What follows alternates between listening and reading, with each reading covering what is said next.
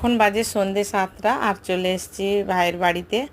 তো কিছু বাজার নিয়ে এসছে আর আমারও কিছু বাজার ওকে করতে দেওয়া ছিল, তো ডেকে পাঠালো।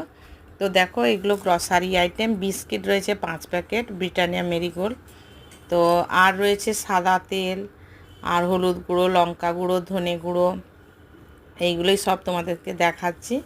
আর রয়েছে তোমার হচ্ছে গোলমরিচটা গোটা গোলমরিচ, ওটা ভালো করে রোদ দিয়ে তারপরে মিক্সিতে গুঁড়ো করে নেব।